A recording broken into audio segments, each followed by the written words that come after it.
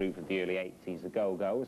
After the band split in 1985, Belinda battled with her addiction to booze, drugs and junk food. She's now cleaned up both morally and financially, and at the age of 30 is enjoying her most successful period. The Word tracked her down in her native Los Angeles.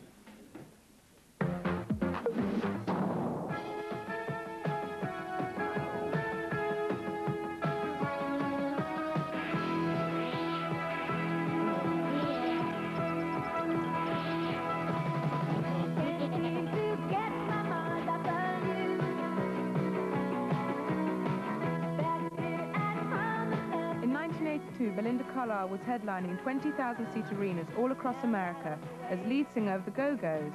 I wish I stayed.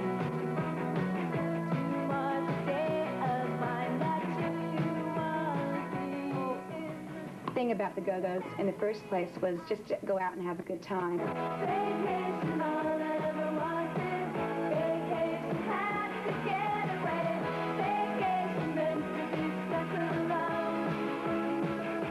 Split 5 years ago, but now they've reformed for an American tour.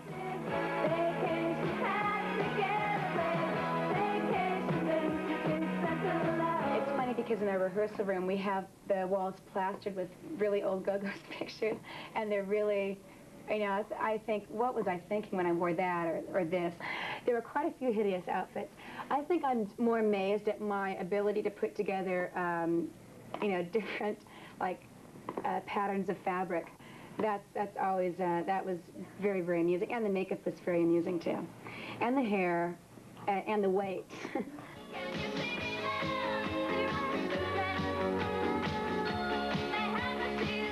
know, I've always had a weight problem and I still go up and down. You know, it's funny because everybody in our band fluctuated. I don't think anymore, you know, I fluctuated the most, but we were porkers, real porkers at times.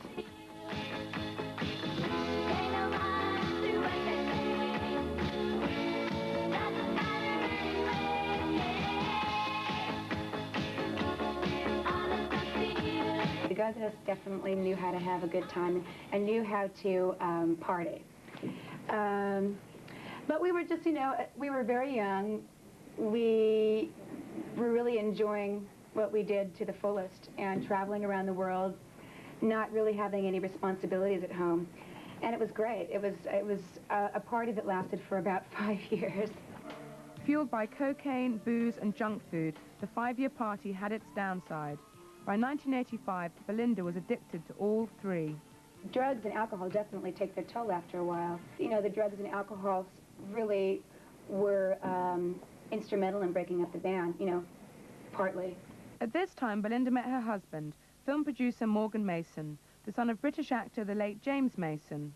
I, you know, was in a relationship with my husband, and he had no idea he got involved with a drug addict, and he soon found out, and I was really, he never gave me any ultimatums, but I just came to the conclusion myself that if I was to continue on the path that I wouldn't have a relationship or any life, really.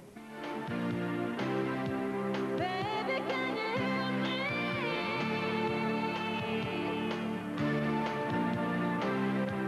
Can you hear me calling?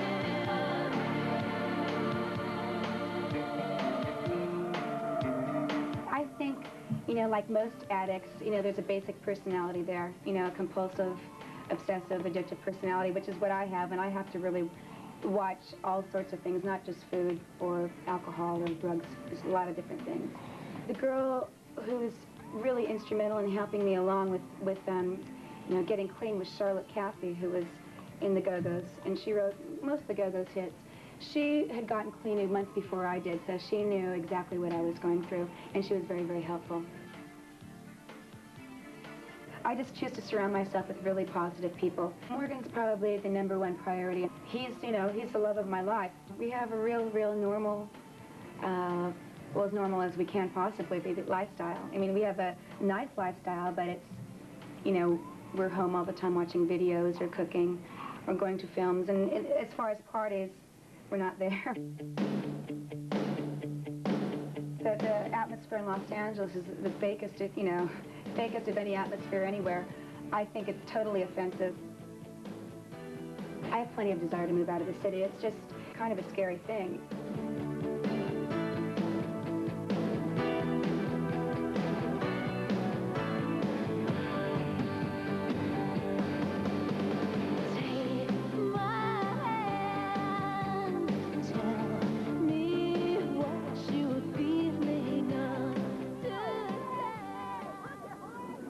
I've been involved with PETA, which is the People for the Ethical Treatment of Animals, for about 5 years.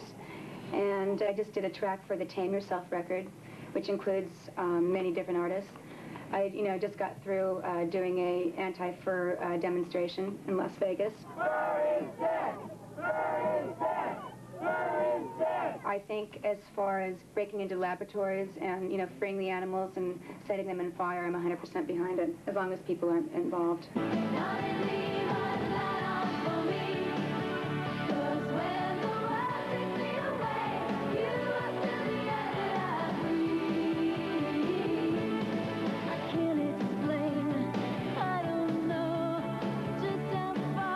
Where am I going to be in the year 2000?